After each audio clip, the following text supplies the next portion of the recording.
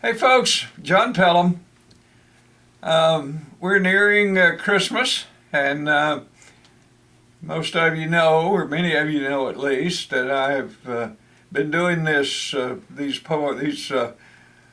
podcasts, I guess you'd call them, for quite a while, and this is really the 100th one, and at this point, it's going to be my last one. So we'll see what happens going forward. But at this point, I'm going to stop doing them on a weekly basis, and kind of to honor this, our friend Scott Myers has agreed to interview me for this one, and everybody knows Scott as our artist and sculptor and veterinarian and man about town. And Scott, thank you so much for being here, and John, fire away. It's nice to be able to turn the tables and interview you for the 100th installment of the Pelham's Pastoral Poems and Ponderings.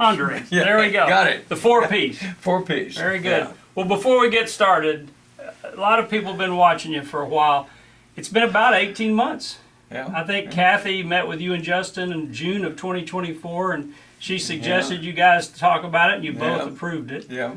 But before we get going, tell everyone about your background, because I think that's a big part of how all of this comes to pass. So start us from all the way back in Whitney. Oh my goodness, we don't have that much time. When Lincoln was president. When Lincoln was president, just after his first inauguration.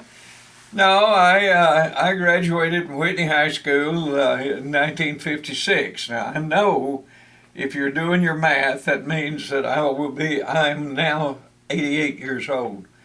Went to Tarleton first 2 years because knew I couldn't pass at A&M if I started for then. And then went to A&M, finished a degree in agricultural education. Whoop. And spent a couple of years in the Army, and couldn't find an ag teaching job, so I became a county agent and spent the rest of my career in extension work. Got a master's from Texas A&M, and then went to Mississippi State and got my doctorate. And so I spent all my career in Texas and Missouri extension, and retired and came back to Granbury 30 years ago. So Rita and I have been in Granbury 30 years. We've got a family here, and so we've decided this is the best place for us to retire. And since then, I've done a little bit of volunteer work and actually taught for a few years over at Tarleton after I retired. So that's a nutshell. That's a pretty good nutshell. So these ponderings are coming from Dr. John Pelham. We want to make sure people know that. That surprises a lot of people. So, over the last 18 months, you've had a variety of topics. What has affected you the most from this ministry that has been going on? Well, it's an interesting thing. What has challenged me about it is coming up with a topic.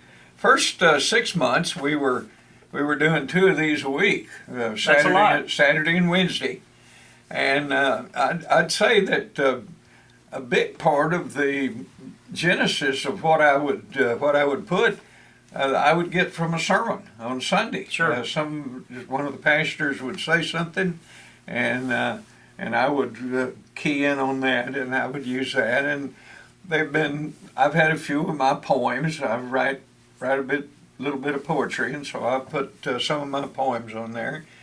I guess the thing has surprised me, I guess, about this, how many people watch these silly things. I've been very surprised and honored that a lot of people have honored.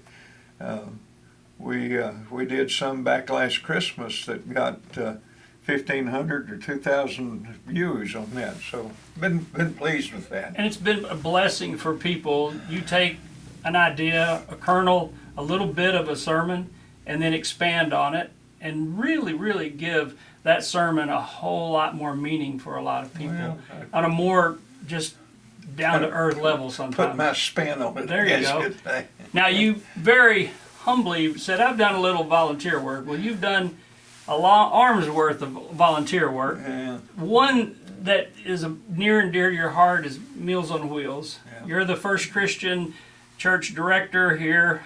Explain a little bit about how that works and how do you think that's working locally? Well, mixed blessing, I guess. Some of you know we've, because of funding situations, we're generally speaking in Hood County, we're down some from what we have been. I started Meals on Wheels nearly 15 years ago, and then when we came to First Christian, we didn't have a Meals on Wheels group here, and I went to Justin and I said, Justin, how about us starting a Meals on Wheels group? And he said, that sounds like a great idea, go for it. So we've got about 20 people in our church now that are fairly regularly doing Meals on Wheels at least once a month. Some of them doing 3, 4, 5, 10, 6, 8 times a month. But we've got a very dedicated bunch of volunteers that do that, and I think you would find that to a person they get a lot more out of this than we put into it. That it's funny. I was just about to say that exact same thing and go back and say to the person when I ask them about it, their experience, they say, "Oh, I get so much more out of it than I ever give out." So, you know, we talk about leadership, and our church is full of it. There are some very, very strong personalities in this church, Christian-based, that are true leaders, but it's all done in a very quiet manner. And one of the things that I can see as a core in our church is the men's prayer breakfast. And I would tell us a little bit about that. Well, I'll just be honest with you. This is the first church I've ever been in where I got active in the morning men's group, and it's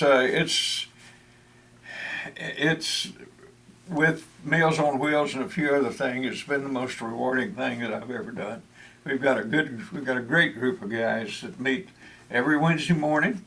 We have a devotional, and then we go eat lunch or go eat breakfast together. And we are running now most of the times, most Wednesdays, anywhere from 18 to 22, 23, 24 guys get together, and somewhere between 10 and 17 of us go and eat breakfast together. So it's, as